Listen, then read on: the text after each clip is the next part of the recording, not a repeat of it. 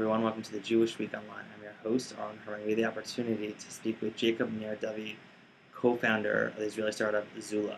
ZULA is a mobile application which allows teams to work together more effectively. Jacob is a leader in the Israeli tech scene and started a unique winery called Jezreel in Hanaton. Let's say kosher luck. Let me ask you a question. How do you currently communicate with your team? And when I say team, I mean any group of people with a common goal. You're probably using email, file sharing, cloud storage, conference calling, VoIP. You're probably still using a fax machine. Well, ladies and gentlemen, it's 2014. Why are we dependent on 15 tools to simply communicate with your team when you should be doing it all in one place? It's called ZULA. ZULA. ZULA was built from the ground up, based on the premise that when teams communicate in the most natural way, their productivity increases exponentially. So what is this ZULA? What can it do? It's simple. Everything starts by creating a space, setting the topic, and inviting the team members who will join that space. Then you're in business.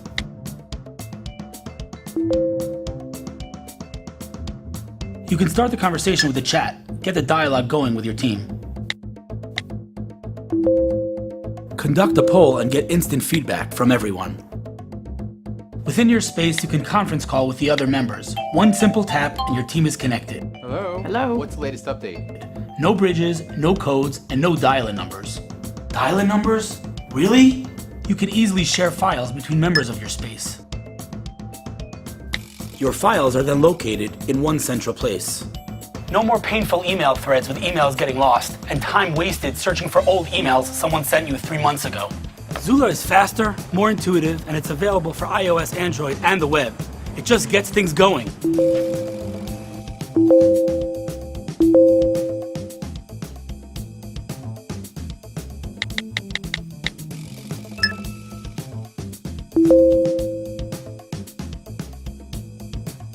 Everything you need to communicate with your team is right here in ZULA.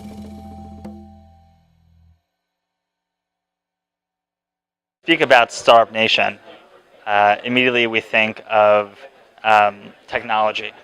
And there are few people that actually have been literally at the forefront in bringing startups to the forefront and making it successful, and so building the state of Israel. And you've built startups and have recently opened an incredible winery. So talk a little bit about your process. Sure. So I have a vision of what I call economic Zionism, which I borrowed from someone, but I don't remember who, so I can't give them credit. But, you know, the state of Israel is a young country, which you can think of as a company, in itself as a startup. And it's been an iterative process, and we're still figuring it out what the state means as a whole. But, you know, when I came to Israel 20 years ago, I had no protexia, as we say, right? No vitamin P. I didn't really know anyone, so I didn't have that many choices. And as some of my family and friends like to say, I'm unemployable. So I had to become an entrepreneur. To figure something I had to become an entrepreneur. And when people say, well, how'd you know you could do that? I said, well, I didn't know that I couldn't do it. And I think that's what the state of Israel represents, right? Is an entrepreneurial zeitgeist that says, well, why can't we do it? Well, don't tell me you can't do it. Like, so the assumption is anything is possible. And we've continued to prove that in many different ways. And obviously over the past 30 years, we've proved that you can create an economic success, which we have as a country, and economic growth rates which are unparalleled anywhere else, with all of our problems and all of our issues. And similarly, and I was just discussing some folks, the parallels between creating wine and tech startups. People are like, what? What's the connection? And for me, the connection is extremely obvious. That both of them, right, involve a lot of passion, a lot of patience, an eye on profit, right, and some sort of action plan, what I call the pursuit of profit, some sort of action plan in terms of getting there, which doesn't mean you can't pivot and you can't change and whatever, but and all of those elements are incredibly important. So you have to have a lot of passion, right? So Zionism is all about passion, It's all about kind of taking the dreams of 2,000 years and making them a reality. And if you don't have a lot of passion about that, so forget about it. Go home. Like, go somewhere else. Uh, if you can say, okay, I've got the passion, then you can make Israel your home. Oh, again, without the passion, I don't think it's for you. So we're here at the ZULA Summit in New York City, and when you think about teamwork, it's been difficult to try to wrap your head around being efficient. And you proved yourself in many instances, especially in this startup where you've run TechCrunch Disrupt last year. And walk us through like the process of building this company. So first of all, team, right? So team is incredibly important. Whenever you are just talking to yourself, so your ideas are only going to be limited to you. And while you might be an incredibly smart, bright, whatever person, you're still very limited to that one. The moment you add that second person, wow, right? You add the third person, oh my goodness, right? That's a movement, right? It was Arlo Guthrie in Alice's Restaurant who said, 3 people, but if 3 people would hum the bars of Alice's Restaurant, well, now you've got a movement. And many people have spoken about that in terms of the tipping point of something. So a team is the most important thing. So you have to put together a team. You have to kind of validate it together. You have to feel you can get other people passionate in the same way that you're passionate about your idea. And one time, a friend of mine, Rabbi Avi Weiss, from more than a friend, a soul brother, who I worked with 25 years ago in Jewish activism, he came to visit me in one of my previous startups. Knew nothing about what we were doing, whatever. He walked the halls on the way to my kind of little corner of the office, and he said to me, "Wow, what an incredible company you've built." I said, "Rav Avi, what do you mean? You don't know anything? Like, you don't know what we're doing? What do you mean? What do you mean an incredible company?" He said, "No, I can see it in people's eyes." So,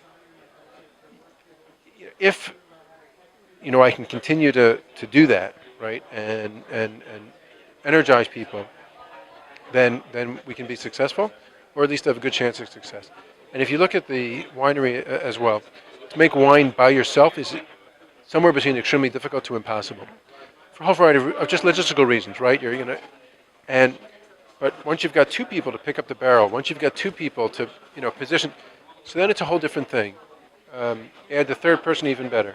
So teamwork is kind of at the core, and ZULA is all about how do we allow teams to effortlessly communicate, sprinkle some magic in there and allow them to do what they need to do and not think about and waste a lot of cycles, right?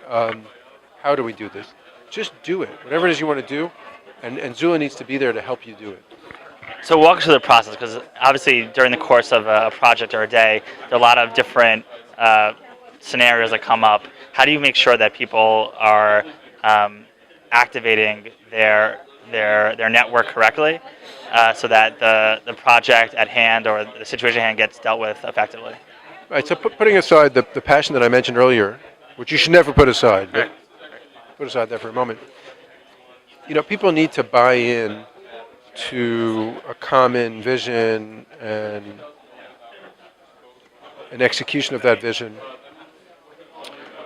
And where sometimes I fail, we all fail, sometimes where I fail, is not making sure often enough that people are not on that, still with the vision, with the program, as they say.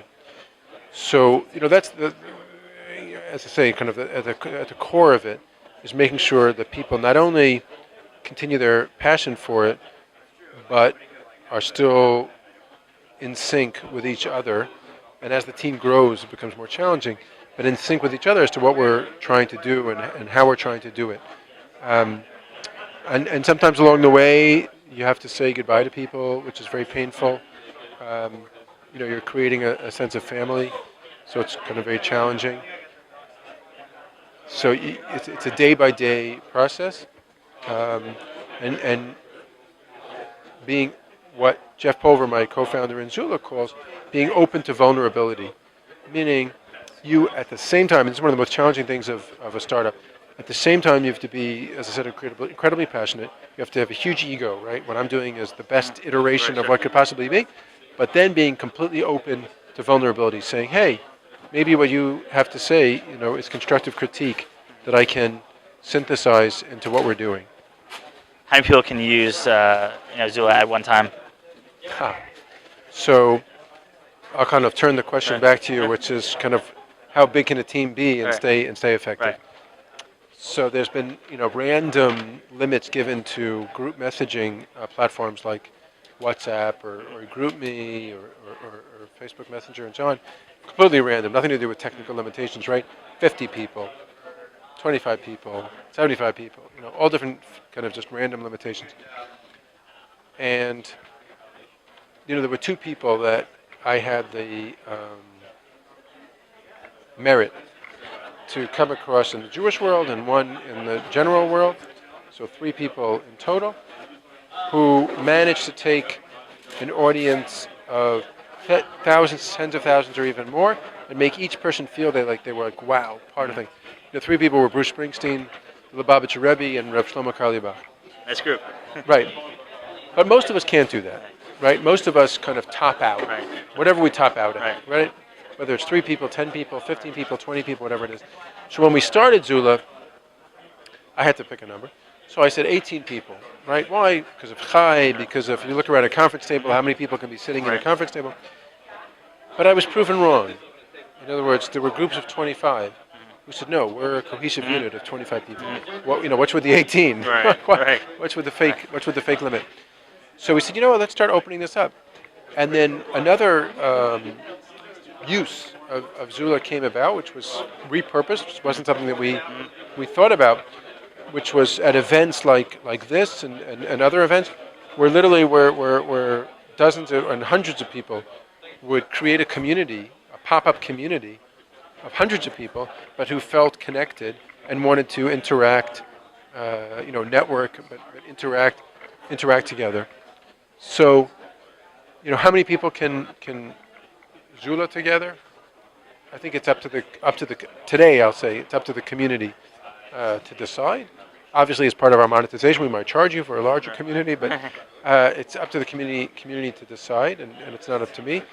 If you feel that you can have 100 people connecting in a serious way, beautiful. Should you have a conference call with 100 people? I don't know. Technically, we'll allow you to do it. Should you do it? I don't know. As you can see, ZULA is a wonderful tool for teams to work together more effectively. When you have so many different things going on in your business, having a streamlined process to your projects is critical. And with ZULA, you can try to get to your zero inbox. This is Aaron Herman. Thanks for watching.